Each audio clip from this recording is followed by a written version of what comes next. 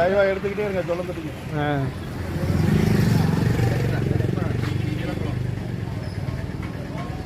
அபிராமம் பெருநகரத்தில் அபிராமம் மரவர் சங்கம் மற்றும் அபிராமம் சுற்றுவட்டார மரவர் சங்கம் மக்கள் எல்லாம் சேர்ந்து அபிராமம் ஆட்டோ சங்க நிர்வாகிகளும் மற்றும் மரவர் சங்க முன்னோடிகளும் மதிப்பிற்கு மரியாதைக்குரிய மரவர் சங்கத்தின் செயலாளர் சுரேஷ்குமார் மற்றும் பொருளாளர் ஆதிமூலம் மற்றும் மதிப்பிற்கு மரியாதைக்குரிய அவர்கள் மற்றும் சப்பாளர்கள் மற்றும் ஆட்டோ உறுப்பினர் நிர்வாகிகள் பெருமக்கள் அனைவரும் ஒன்று கூடி இன்றைய தினம் அபிராமம் கிராமத்திலே மரவர் சங்கத்தின் சார்பாக தெய்வீக திருமகனார் பசும்பன் முத்துராமலிங்க தேவரர் திருவுருவச் சிலையின் பாதத்திலே வீரமங்கை வேலுநாச்சியார் அவர்களின் 229வது நினைவு நாளை கொண்டாடி கொண்டிருக்கின்றோம்.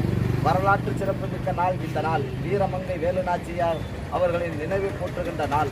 ராமநாதபுரம் மாவட்ட மண்ணில் பிறந்து சிவகங்கை சீமையிலே மனமுடித்து வீரமங்கையாய் உலா வந்து கணவன் இழந்த பிறகு இந்த நாட்டிற்காக போராட்டம் செய்ய வேண்டும் என்பதற்காக தன்னையே அர்ப்பணித்து தியாகம் செய்து இந்த நாட்டின் விடுதலை போராட்டத்திற்காக அர்ப்பணித்து உலகத்தின் ஜான்சி ராணி தான் முதல் பெண்மணி என்று கூறக்கூடிய நிலையில் இருந்ததை எல்லாம் முந்தி ஜான்சி ராணிக்கு முன்னின்பாகவே 75 ஆண்டுகளுக்கு முன்பாக இந்திய திருநாட்டிற்காக போராடிய முதல் விடுதலை போராட்ட வீரமங்கை வேலுநாச்சியார் என்பதை வரலாற்று பதிவு செய்த மாபெரும் வீர திலகம் வீர மரத்திதான் வீரமங்கை வேலுநாச்சியார் என்பதை பெருமைக்குரியது.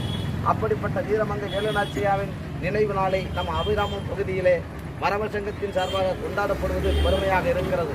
இன்றைய தினம் நாட்டின் பிரதமராக இருந்த அடல் பிகாரி வாஜ்பாய் அவர்கள் பிறந்த நாளும் இன்றைய தினம்தான். இந்திய நாட்டிற்காக இந்திய தேசத்திற்காக மிகப்பெரிய போர் முழக்கம் செய்து நாட்டின் விடுதலைக்காக மட்டுமல்ல நாட்டின் எல்லையை மீட்டெடுத்த பாரத பிரதமர் அடல் பிகாரி வாஜ்பாய் பிறந்த தினமும் இன்றுதான். இன்றைய தினத்தில்தான் நாம் அனைவரும் ஒன்று கூடி வீரத்தின் திலகமாக இருக்கின்ற வீரமங்கை வேலுநாச்சியாரை போற்றி வழங்குகின்றோம்.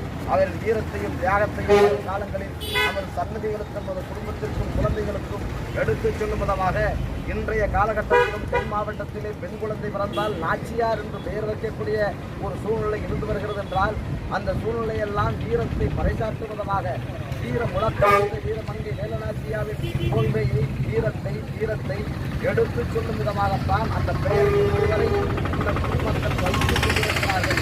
பெண் குழந்தை பிறந்தவுடனே வீரமங்கை வேலுநாச்சியாரின் பெயரை வைக்க வேண்டும். அந்த வீரத்தையும் தன் குழந்தைக்கும் ஆண் குழந்தைக்கு வர வேண்டும்.